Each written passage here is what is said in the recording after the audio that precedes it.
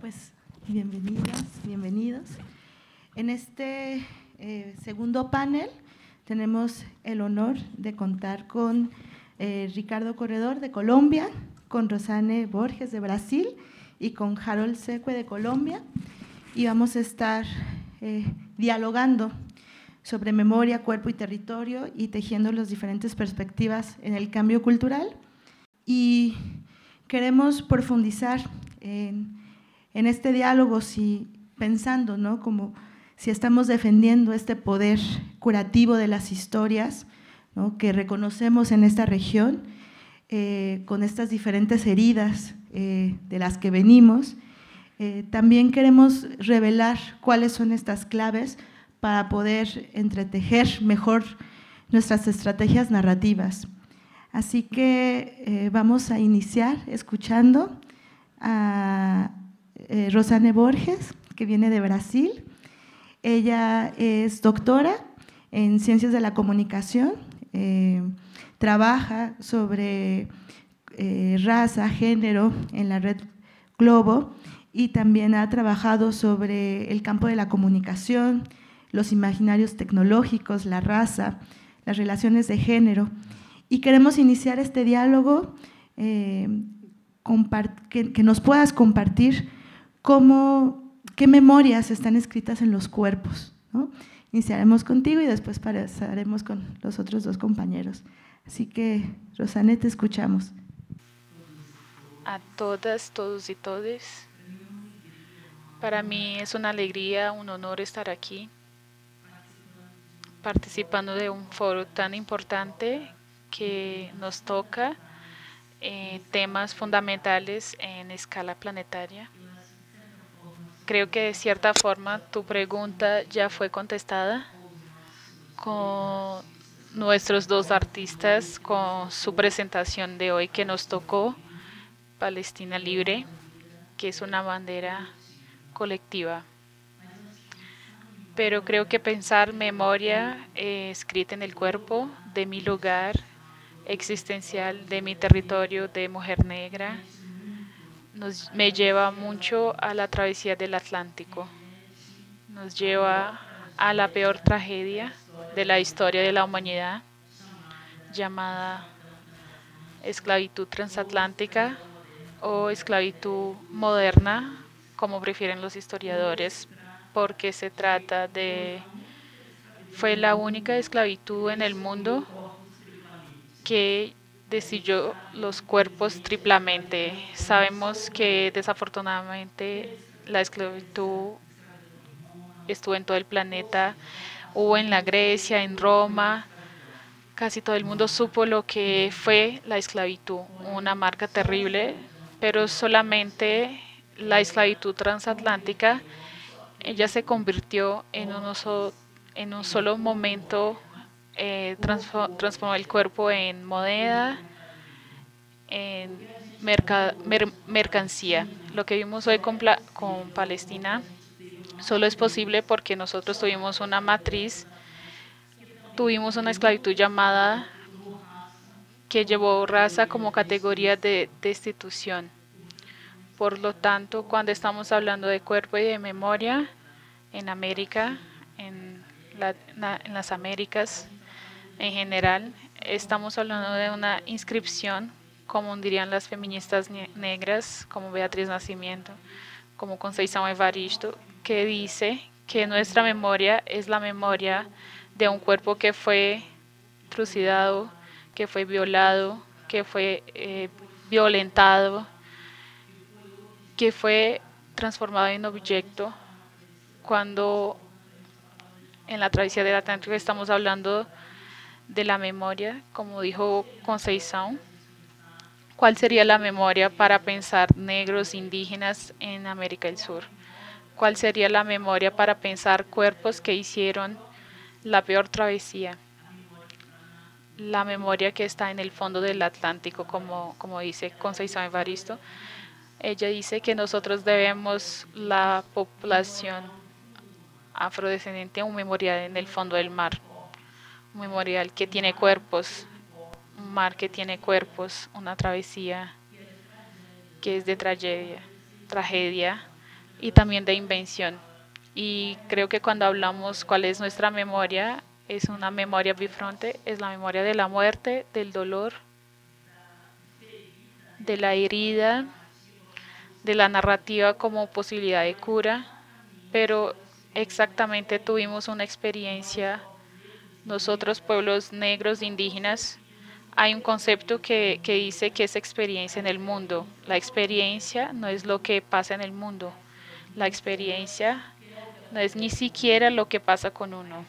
La experiencia es lo que yo hago con lo que pasa, con lo que pasó conmigo. Entonces, mi memoria hoy, como mujer negra hablando con ustedes, es la memoria del dolor, del sufrimiento, de la falta y también la memoria de lo que hemos hecho, con lo que nos pasó. ¿Qué los pueblos originarios hicieron con lo que les pasó? El genocidio, ¿qué la población negra hizo con lo que les pasó? Creo que nosotros logramos manufacturar otro proyecto de existencia. Conseguimos construir memorias positivas sobre nuestras historias, nuestras civilizaciones. Entonces yo pararía para decir que este cuerpo, que no es un cuerpo biológico, es un cuerpo escultural, es un cuerpo que lleva una memoria de una historia que nos intentó destruir, aniquilar. Pero como dice nuestra gran escritora Conceição Evaristo, ellos trataron de matarnos, pero nosotros trató de no morir.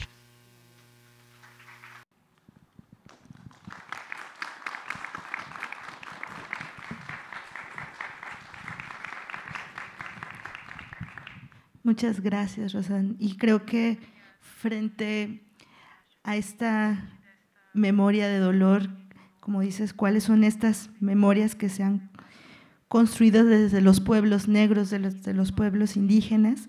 Y vamos a pasar la palabra a Harold Sueke. Él es autoridad indígena del pueblo Nasa. Actualmente es consejero de la Asociación de Cabildos Indígenas del Norte del Cauca.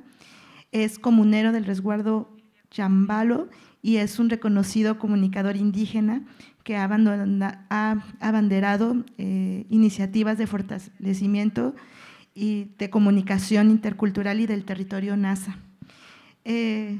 Harold, siguiendo el hilo de lo que nos compartía, ¿cuáles han sido estas técnicas que ustedes han realizado de reforestación de estas mentes y corazones desde estos territorios que habitan? Buenos días. Hola. Buenos días para todos y todas. Agradecido con este espacio para conversar, para hablar de la memoria. Pero yo antes de contestar tu pregunta, yo creo que todos, o nuestro país, nuestras mentes, está pasando por una historia. Y nuestra historia no ha sido agradable. Siempre en nuestra historia ha sido una lucha por la pervivencia y la defensa del territorio. Eso en la historia. Pero quienes ya hemos vivido lo que acontece en nuestros territorios, eso ya es la memoria. Entonces, se nos viene a la memoria en nuestro cuerpo y territorio que nosotros como pueblos indígenas, afros y campesinos, desde la historia hemos estado como relegados, ¿no? Y ha habido un estigmatismo por nosotros.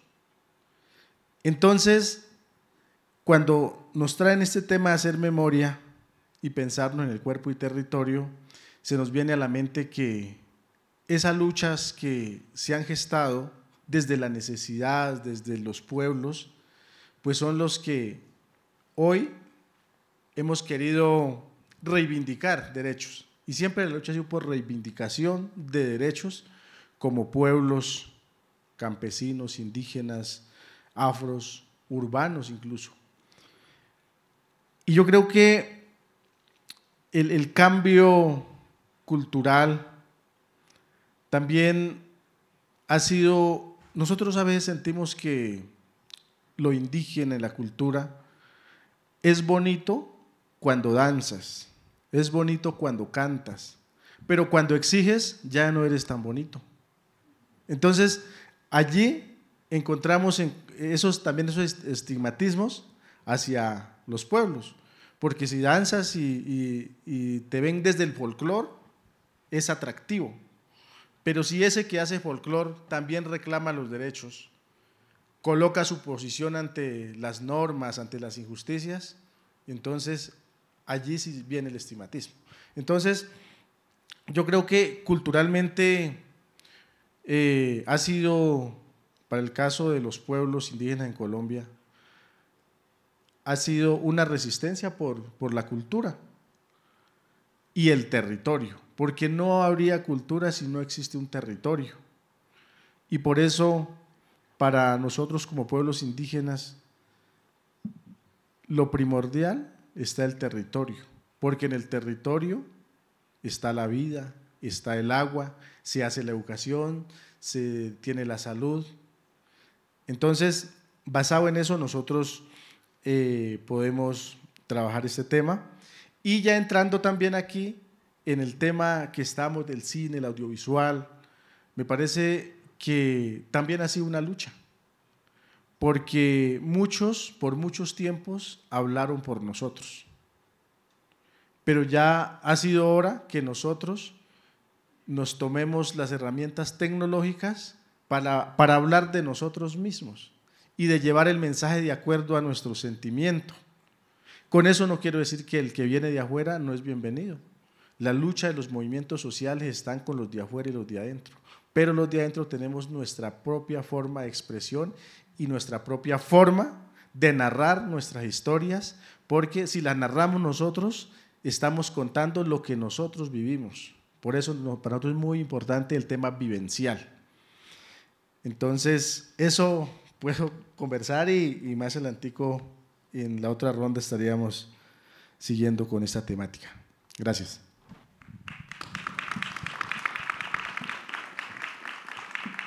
Muchas gracias. Sí, para poder seguir profundizando sobre estas narrativas que se están construyendo desde los territorios. Y bueno, también está aquí Ricardo Corredor, él es comunicador social con énfasis en la televisión educativa. Actualmente es director del CEPER, del Centro de Estudios de Periodismo, y se ha desempeñado como consultor de comunicaciones con tema de medios, periodismo, desarrollo sostenible, paz, y hasta agosto del 2022 fue coordinador de la estrategia de comunicación de la Comisión para el Esclarecimiento de la Verdad en Colombia, y previamente fue director ejecutivo de la Fundación Gabo entre el 2011 y el 2018.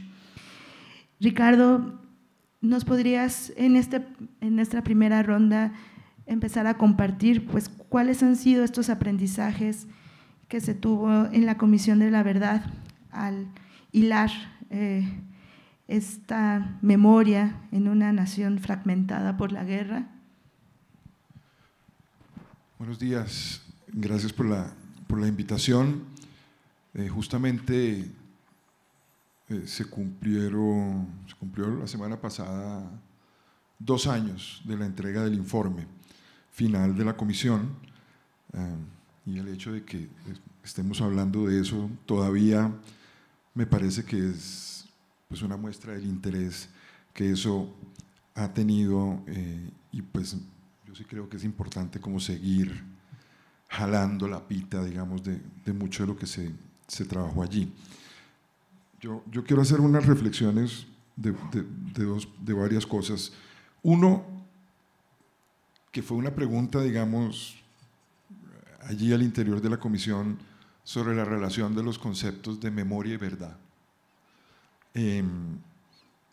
Y estos son 2 conceptos sobre los que se han escrito ríos de tinta y de libros, así que yo no pretendo pues aquí hablar sobre las cercanías y las distancias de esos 2 conceptos, pero lo que sí quiero decir es que la comisión, el nombre de la comisión era Comisión para el Esclarecimiento de la Verdad, la Convivencia y la No Repetición.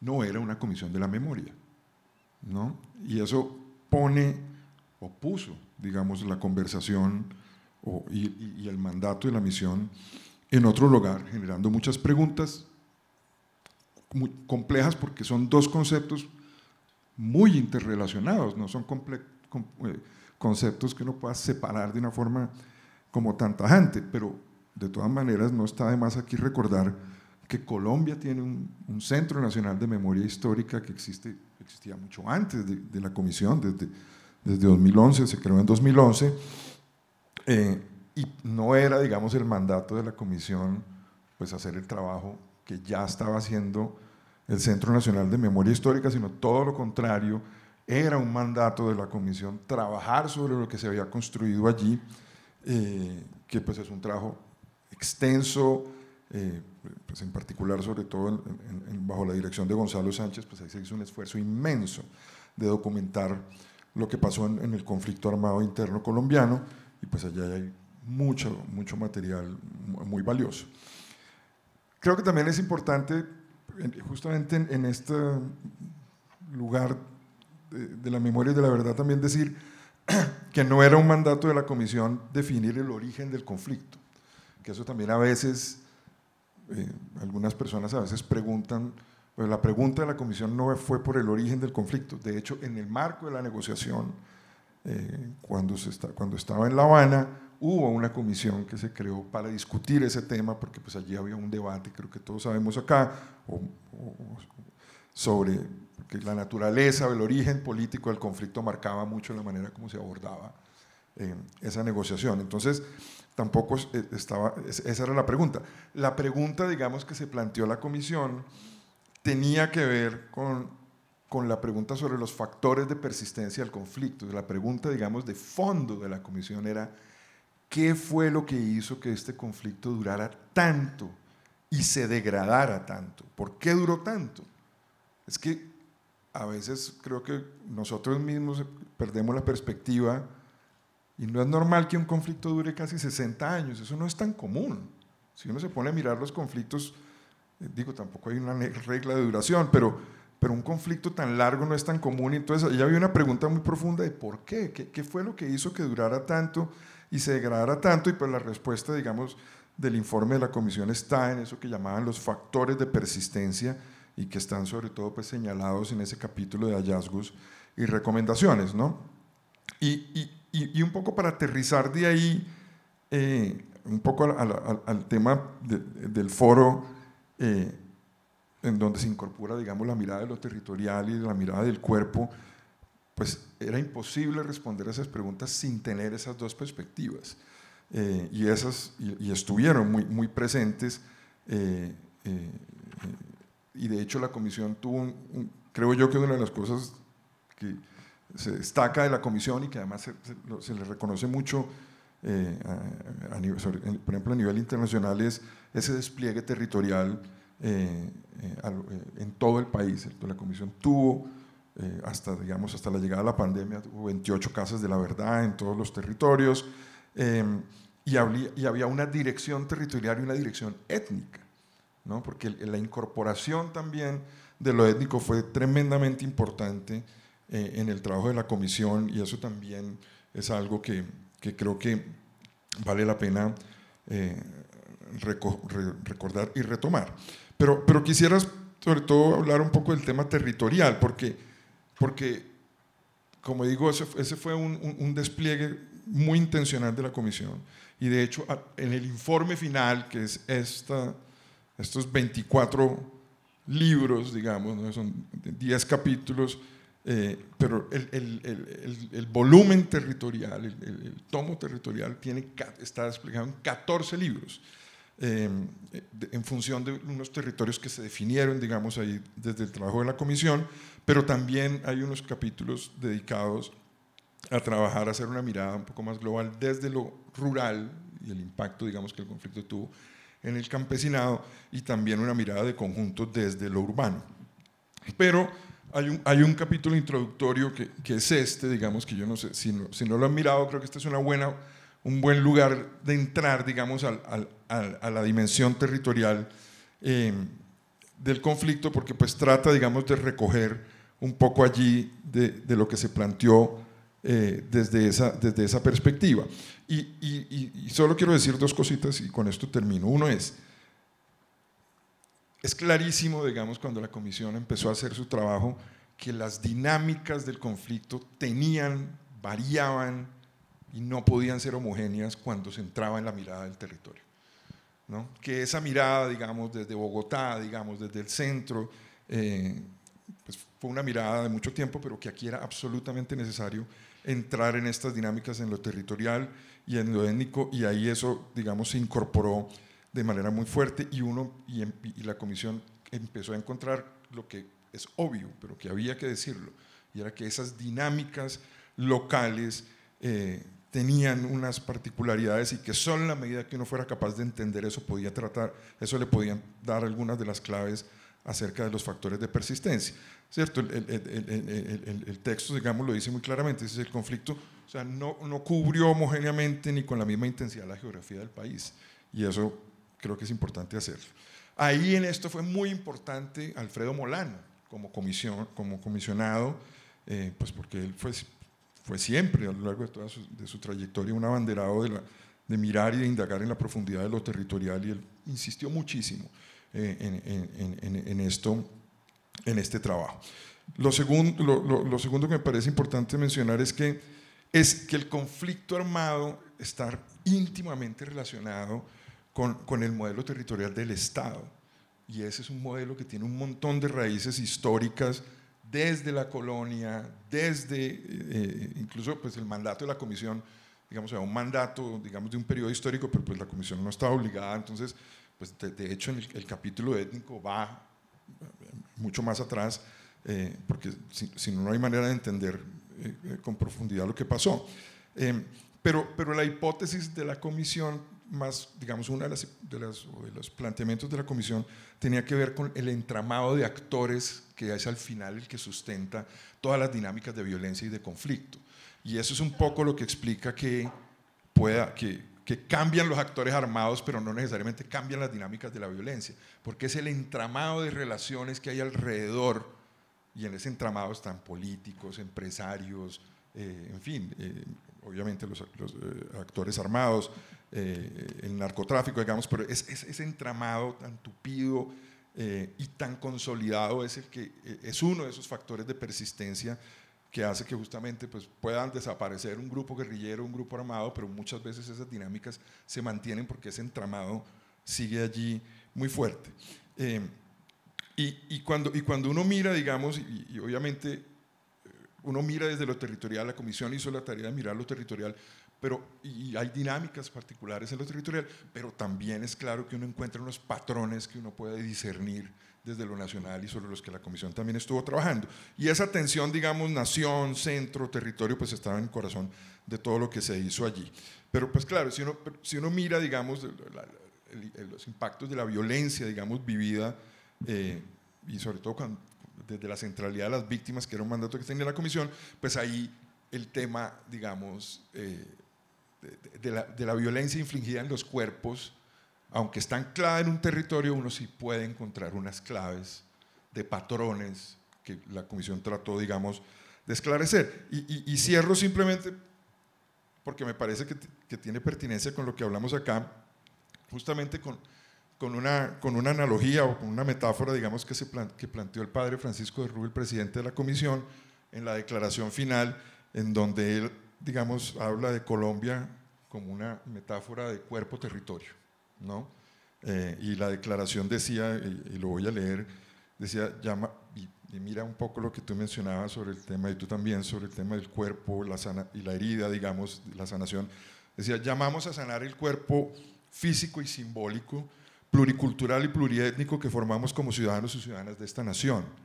Cuerpo que no puede sobrevivir con el corazón infartado en el Chocó, los brazos gangrenados en Arauca, las piernas destruidas en Mapiripán, la cabeza cortada en el Salado, la vagina vulnerada en Tierra Alta, las cuencas de los ojos vacíos en el Cauca, el estómago reventado en Tumaco, las vértebras trituradas en Guaviare, los hombros despedazados en el Urabá, el cuello degallado en el Catatumbo, el rostro quemado en Machuca, los pulmones perforados en las montañas de Antioquia y el alma indígena arrasada en el Baupés. Esa idea de cuerpo, territorio, de nación como cuerpo territorio, con esta mirada desde lo territorial, estaba en el corazón del trabajo de la comisión, y uno de los esfuerzos grandes que se trató de hacer fue de mirar con todas las complejidades y no exento de discusiones, por supuesto, pero ahí se trató de mirar un poco esa mirada del conflicto armado desde esos lugares y con esas perspectivas. Muchas gracias, Ricardo. Y para poder continuar, ¿no?, frente a esta conversación y entender esta cuestión histórica y permanente de estas heridas, ¿cómo desde sus territorios, digamos, desde Brasil, cómo han sido estos procesos, digamos, desde estas apuestas, desde el cine para abordar estas heridas, para pensar estas otras narrativas, ¿no?, frente a contextos que siguen siendo llenos de injusticia, con estos patrones que se continúan, ¿no? Entonces, si nos puedes contar qué es lo que han estado haciendo desde allá, desde las mujeres negras, desde los pueblos indígenas.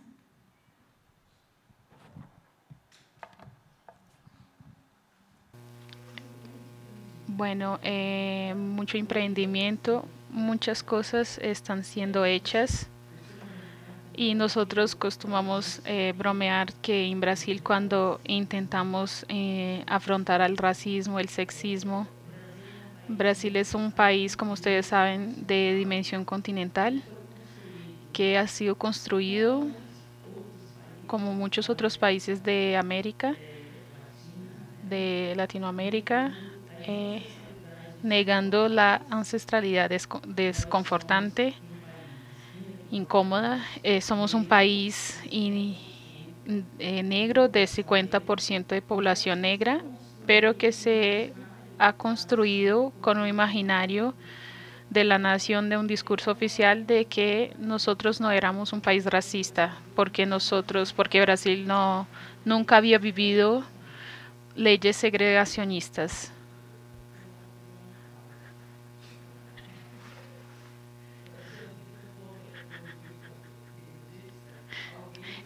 Creo que hay alguien que me está diciendo algo.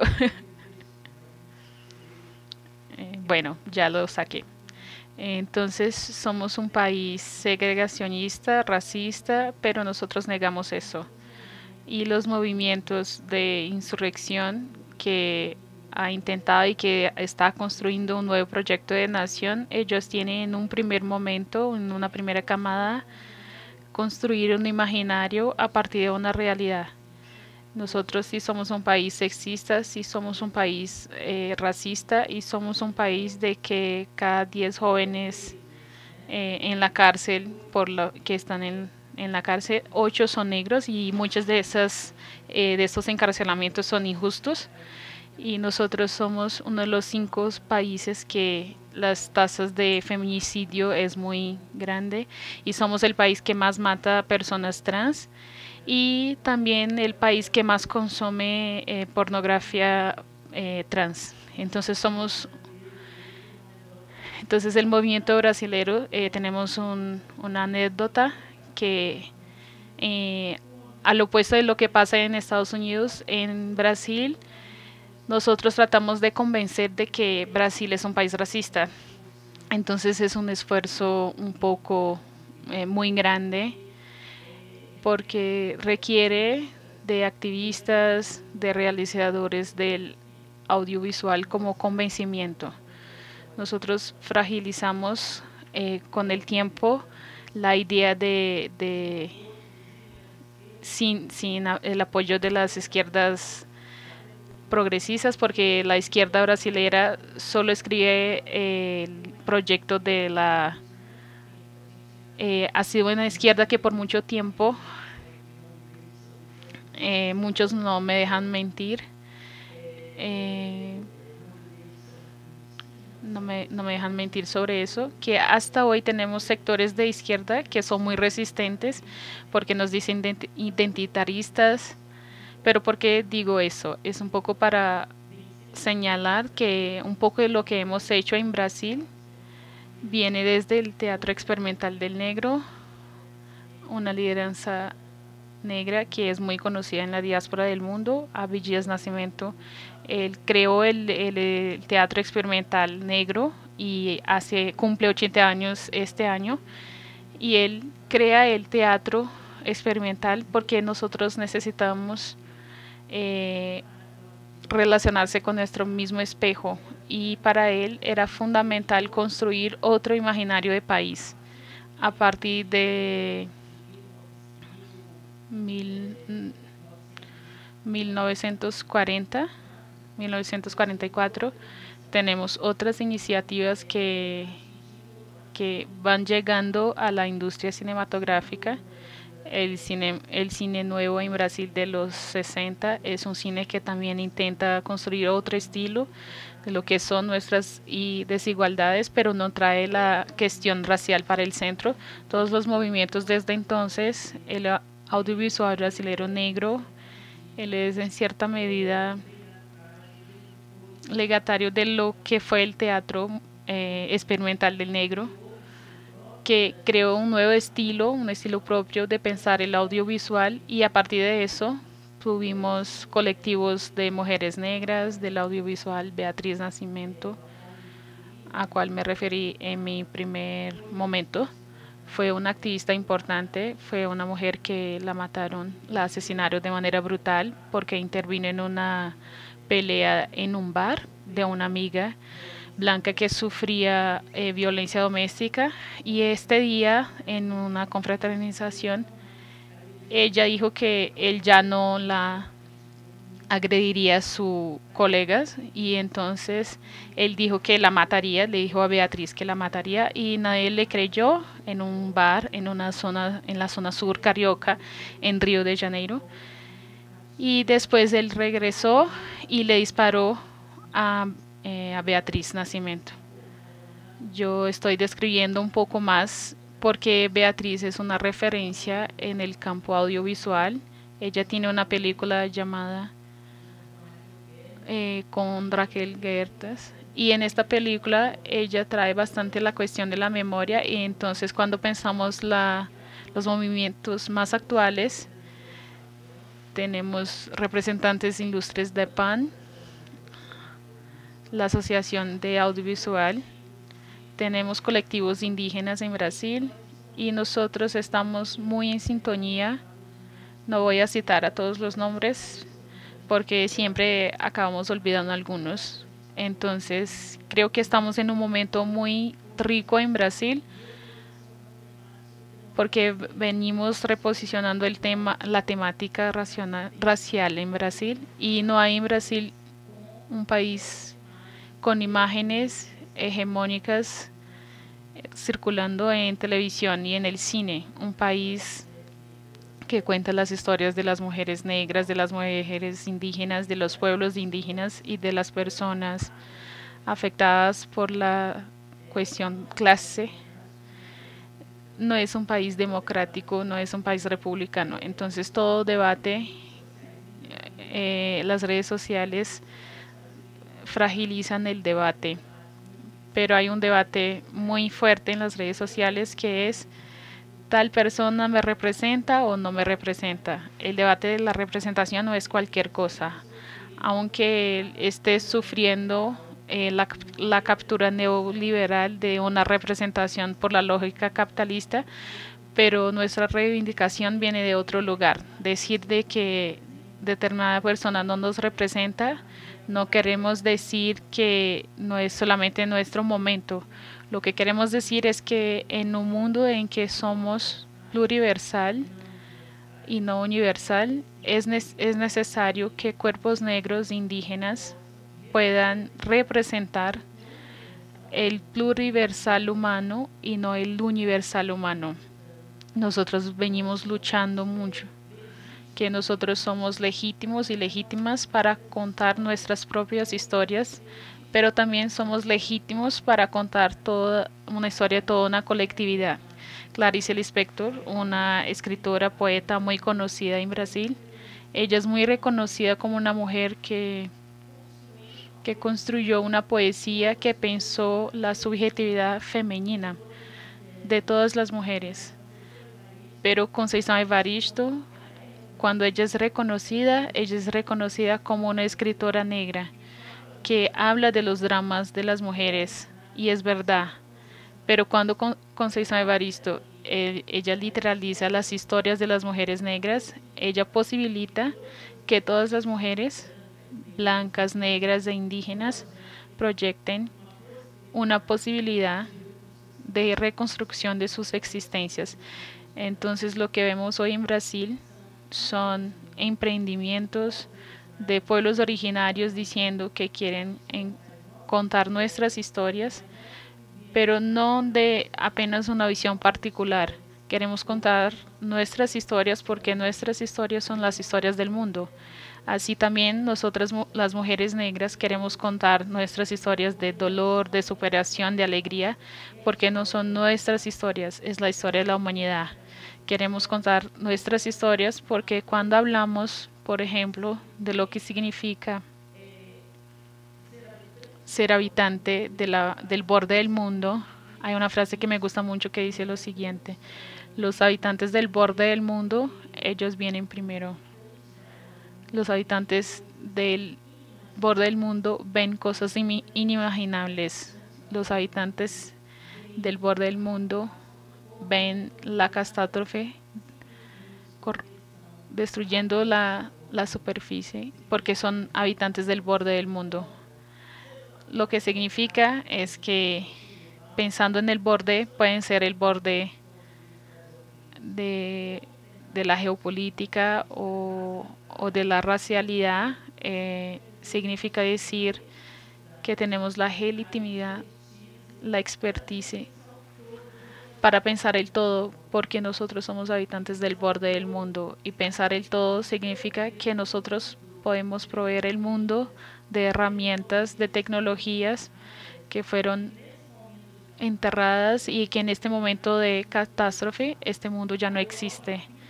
Europa actúa como que existe, pero tenemos que decir que ellos ya no existen, ellos ya no producen culturalmente, ellos difunden un pensamiento cultural. Cuando vamos a presentaciones, los apellidos son africanos, son indígenas, son latinoamericanos, pero ellos ya no producen. Creemos que todavía existe, pero ya no existe. Y si ya no existe, como un pensador africano, nosotros, los habitantes del borde del mundo, proveemos un mundo con otras tecnologías, con otras matrices, con otras posibilidades, inclusive de que nosotros podamos tener una relación decente con la biosfera. La pandemia viene a decir que este mundo ya se acabó, pero nosotros actuamos como que todavía hay algo de este mundo anterior, pero ya no existe. Y nuestras narrativas, sin querer ser megalomaníaca y ni autocentrada, pero estoy segura de que estas narrativas soterradas e enterradas tienen la potencia de salvar, no una perspectiva mesiánica, pero de salvar el mundo a partir de nuevas miradas y de compartir experiencias de los y de las habitantes del borde del mundo.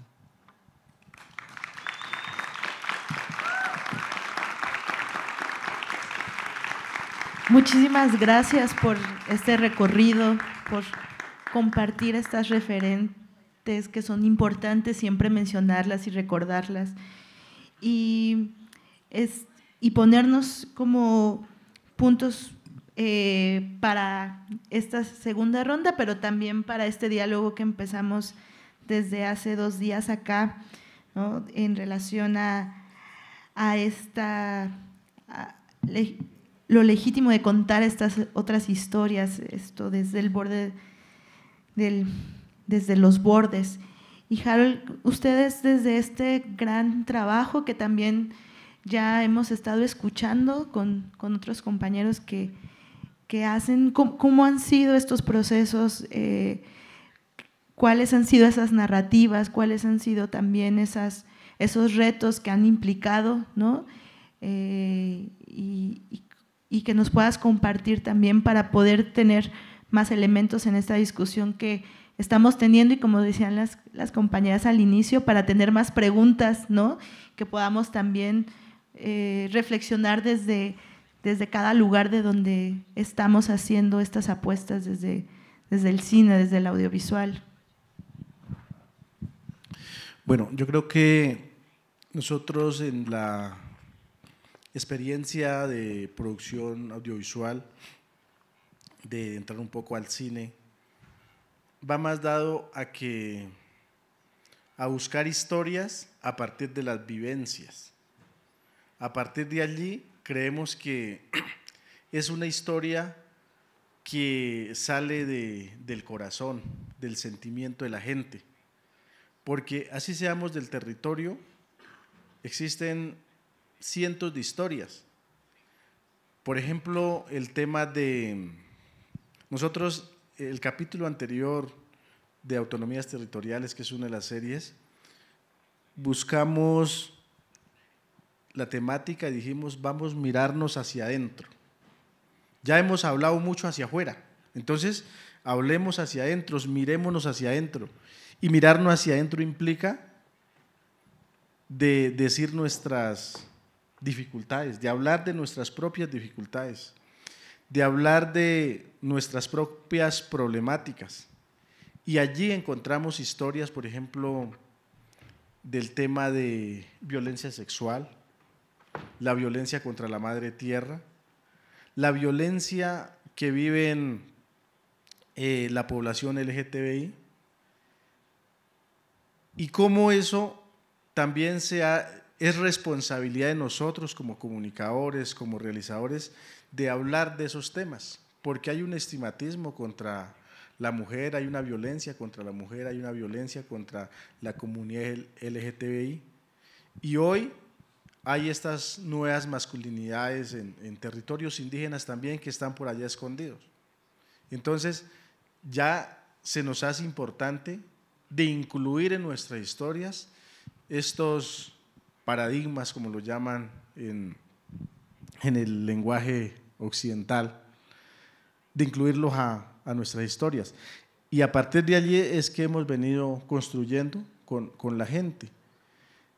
Y para eso es que necesitamos formar a la gente. Y la gente en el audiovisual, en la comunicación, se debe formar para de entrar en confianza con nuestra propia comunidad, porque no es fácil que una compañera pueda hablar de su situación crítica, en este caso la violencia sexual. Entonces, es como lo que nosotros hemos venido construyendo.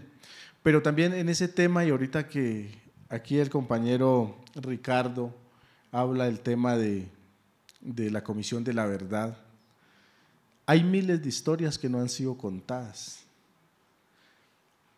Hay cientos de situaciones que le han sucedido a la población, especialmente a las mujeres que siguen estando allá relegados por temor, por penas, por persecuciones, por señalamientos, no han sido contadas. Entonces, yo sí considero muy importante el trabajo que hace unos años hizo la Comisión de la Verdad de generar esas posibilidades que desde la comisión se pudieran hacer unos documentales en territorios a nivel nacional para contar algunas historias. Y esas historias son las que nos permiten hacer historia, pero también refrescar, revivir la memoria, no para victimizarnos, sino para dejar esa comunicación, esa palabra, esa voz, para que la nueva generación conozca qué pasó.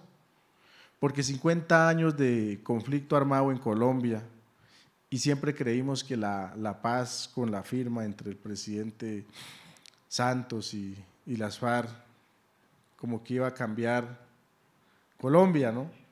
Muchos nos creímos esa paz, pero fue importante, no podemos negar también. Pero yo creo que lo más importante es que las comunidades nos hemos ido organizando también para poder contar, para poder exigir y sobre todo para poder reclamar ese derecho a la vida. Porque nosotros decimos que cuando hay conflicto no solamente sufrimos los humanos, sufre el territorio, sufre la naturaleza y espiritualmente, culturalmente es muy diciente en los territorios. Por lo general, me estoy saliendo un poco del tema, pero quisiera contarlo. Por lo general, cuando asesinan a un comunero, una comunera, el territorio también se pone triste. Y a veces nosotros no leemos la tristeza del territorio, solamente leemos las lágrimas y la tristeza de nosotros como humanos. Siempre suele llover cuando hay los funerales o la siembra que le llamamos nosotros en nuestros comuneros. Entonces, quisiera hablar de esto porque eso es memoria y eso está en el cuerpo, en persona de cada uno de nosotros, y allí nosotros como comunicadores, quienes hemos hecho el cubrimiento de esta noticia tan negativa, pues tenemos también cientos de historias que contar. Muchas quedarán en nuestras memorias, otras las hemos podido contar, y para ello se hace necesario el cine y el arte, porque el arte, a través de la pintura, el muralismo, empieza a hablar de por sí solo. No verbalmente, pero sí simbólicamente, el arte empieza a poner una posición en el territorio. Y por eso nosotros hemos emprendido también ese trabajo desde la comunicación en hacer muralismo, barranquismos y también el arte como es la música. Cómo la música le canta la paz, le canta la vida, le canta al territorio. Y lo demostraban aquí ayer con esa bonita presentación de la compañera. Cómo la música te empieza a dejar el mensaje sin necesidad de agredirte, pero deja un mensaje político.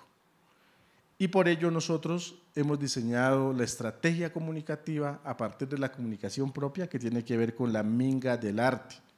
Y la minga del arte busca decirle a la sociedad colombiana y la sociedad del mundo que la minga no es solamente cuando el pueblo sale a taponar una vía. La minga no solamente es cuando nos venimos en la chiva hacia Bogotá.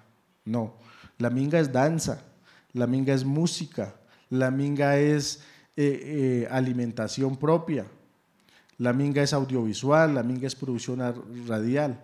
Entonces, hemos querido transformar la palabra minga, porque la palabra minga también ha sido satanizada, ha sido estigmatizada, y en ese sentido hacemos comunicación y queremos seguir fortaleciendo estos espacios, porque son estos espacios como este foro que nos permiten hablar con el otro, conocer esas bonitas experiencias. Aquí hay gente muy importante de la producción audiovisual que ha sacado esas historias de allá del rincón, de allá de los bordes del territorio para venirlas a contar y decir aquí estamos, aquí pervivimos y aquí nos quedamos, sobre todo porque del territorio no vamos a salir. Aún estando muertos seguimos estando en el territorio y el espíritu siempre estará con nosotros. En el caso del pueblo Nasa y sé que de muchos pueblos también.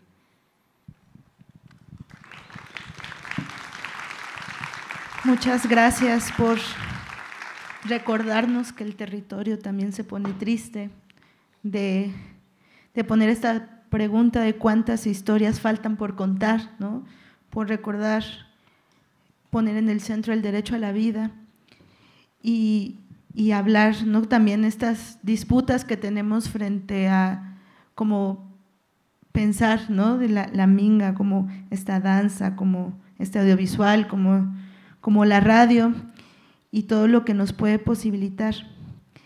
Y para terminar esta ronda, pues también sería importante que nos pudieras compartir cómo fue este proceso, todas las acciones de comunicación que hicieron cuáles fueron los retos y ahora también un poco a la distancia, ¿cómo ves lo que se logró y lo que sigue ahí pendiente?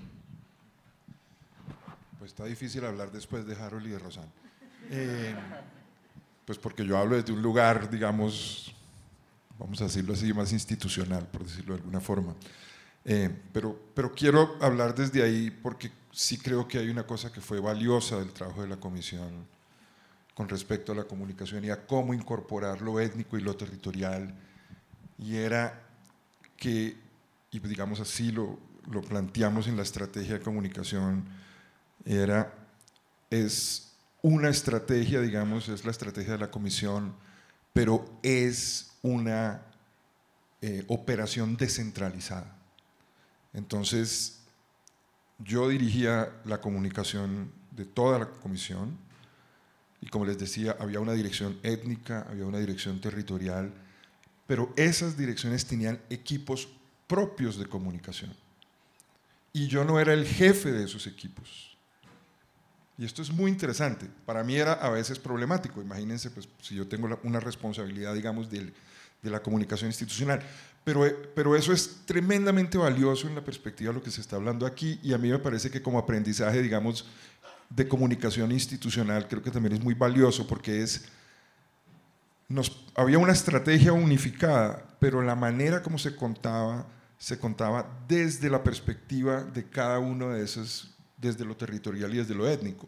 Y de hecho, la instrucción que nosotros teníamos en el equipo de comunicaciones, por ejemplo, era que todo lo étnico se trabajaba con los colectivos de comunicación, y todo lo que hacía la dirección étnica lo hacía siempre a través de los colectivos de comunicación indígenas o de los colectivos de comunicación afro. Y eso era tremendamente interesante, porque eso hacía, digamos, que las narrativas y los mensajes realmente tuvieran un despliegue en lo territorial y en esos enfoques, porque no era yo el que me sentaba desde la cabeza de comunicación a decir esto se va a decir así, sino era desde esos lugares, y además en esos equipos de comunicación trabajaban en articulación con esos colectivos y con esos grupos territoriales, que eso era tremendamente interesante.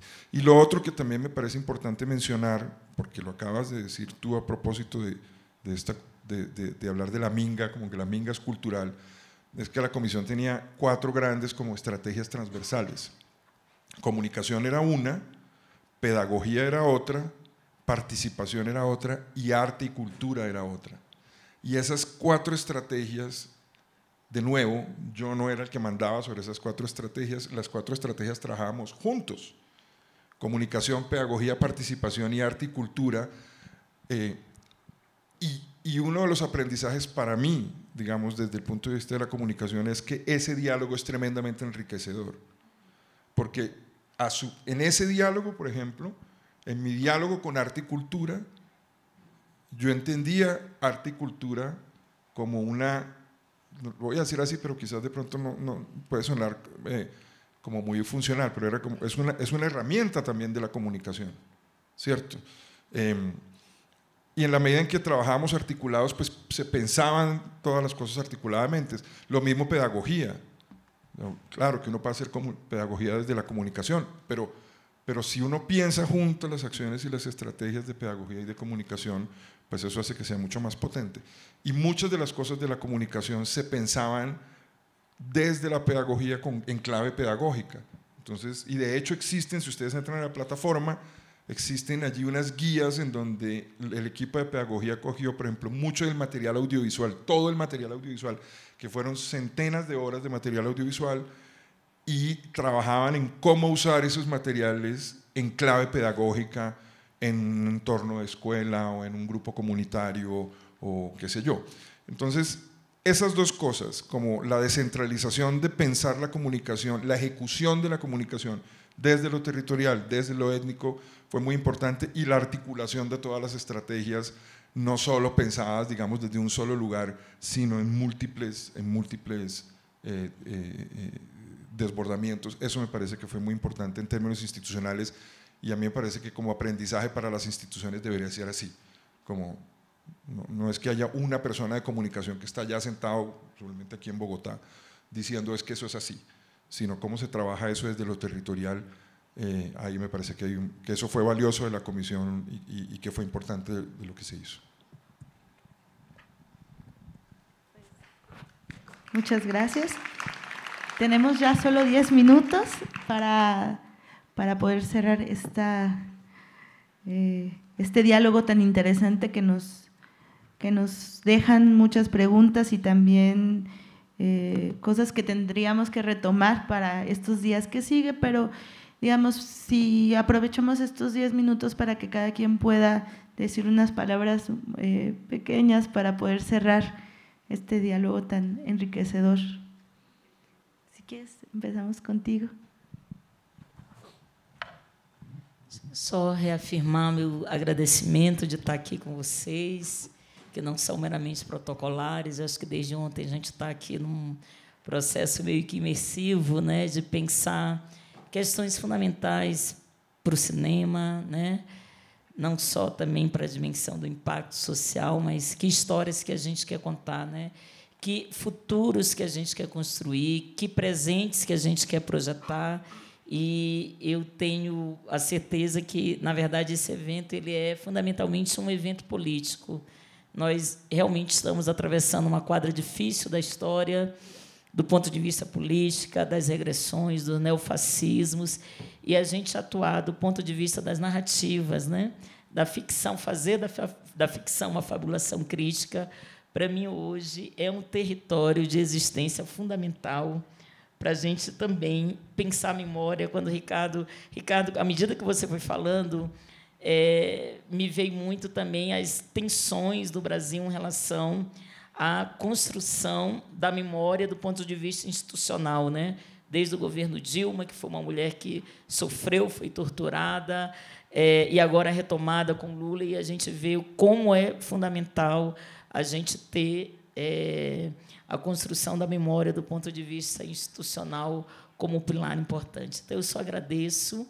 Eu sou também uma contadora de história, não sou uma cineasta, uma documentarista, eu sou uma analista, mas eu conto histórias e eu fiquei muito feliz de ser convidada, de estar aqui do lado de pessoas tão fundamentais, tão essenciais, para que a gente, quem sabe, ver esse jogo e, quem sabe, um dia, como diria Carlos Drummond e Conceição Evaristo, talvez um dia as coisas melhorem. E as narrativas audiovisuais, ficcionais, são fundamentais para a melhoria.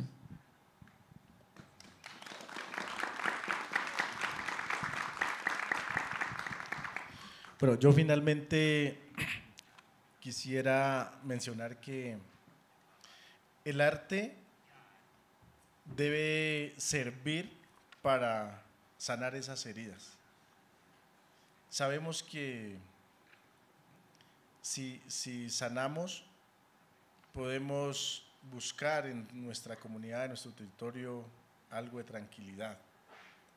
Porque existen, como decía rato, muchas historias que no han sido contadas, y al salir a la luz pública, al poder expresarlas, decirlas, para muchos es un descanso. Para muchos es decir, lo que yo viví, otro lo ha conocido. Y eso empieza a ser historia, contada a partir de una memoria, contada a partir de lo vivencial, que para nosotros juega un papel muy importante a la hora de hacer las historias. Porque muchas veces nosotros también, y ya nos ha pasado, hacemos algunos documentales un poco fríos, ¿no? De la cámara, la entrevista y la pregunta y ya. Y detrás de, tal vez uno de la entrevista, pero detrás de esa entrevista hay una vivencia, hay una historia, hay una alegría, hay una tristeza. Y eso tratamos de buscar en nuestros documentales hoy en día. También siendo muy conscientes de no agredir o transgredir esas emociones de nuestra gente. También toca equilibrar eso, porque de lo contrario seríamos agresivos también si no equilibramos ese tema. Entonces, es eso, en nombre del programa de comunicaciones del CRIG, agradecidos con este tercer foro, que es sumamente importante para encontrarnos con los otros, las otras, y conocer esas bonitas experiencias de lucha que están en todo nuestro Abya Yala. Gracias.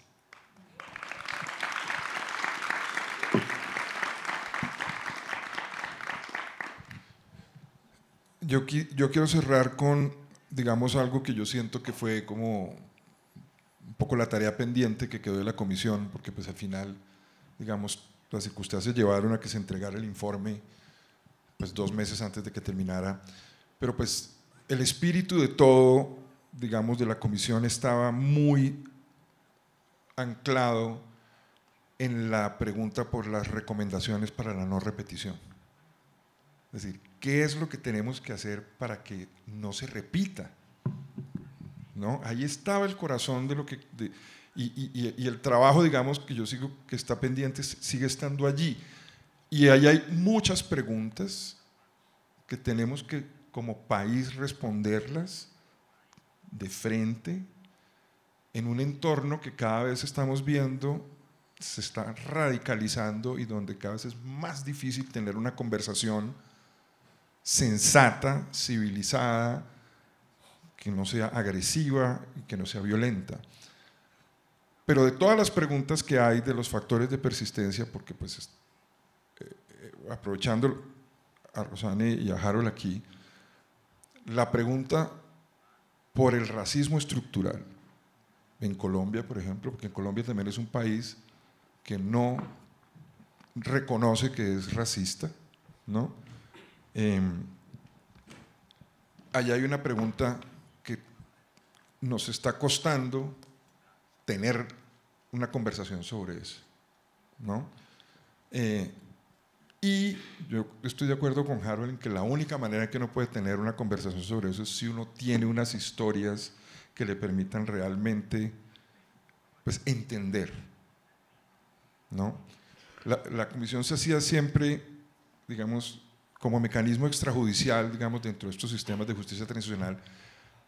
La comisión era cómo hacemos para entender sin juzgar, porque la naturaleza extrajudicial es justamente, no somos un tribunal, ¿no? Eso de entender sin juzgar, que no significa que uno no tenga posición, pero es distinto entender cuando uno quiere realmente entender, ¿no? Y no necesariamente entender para yo fortalecerme en mi posición, sino tratar de entender para yo realmente tener como esa empatía profunda. Solo si somos capaces de tener unas historias que nos permitan detonar estas conversaciones sobre estos temas tan complejos, es que vamos a realmente darle la vuelta a la situación. Pero yo creo que, pues, yo creo que todos somos conscientes de que el entorno está cada vez más complejo. Pero me parece que ese es el desafío, y ese es el desafío de todos los que contamos historias, en este contexto, específicamente pensando en la comisión, en estos sistema de justicia transicional, etcétera, es cómo construimos unas historias que nos permitan abordar las preguntas que tenemos que respondernos de fondo, por más difíciles que sean. Y el tema del racismo es una, el tema del narcotráfico es otra, el tema del modelo de seguridad construido a partir de la doctrina del enemigo interno es otra, el problema del modelo económico, el problema de la manera como se concibe el Estado, de la manera como se respetan los acuerdos firmados por… Todo eso son unas preguntas gordísimas que están puestas allí en el informe y sobre las que tenemos que trabajar, y lo que no podemos es rendirnos los que contamos historias, aunque sea muy desalentador, es dejar que las historias caigan en esta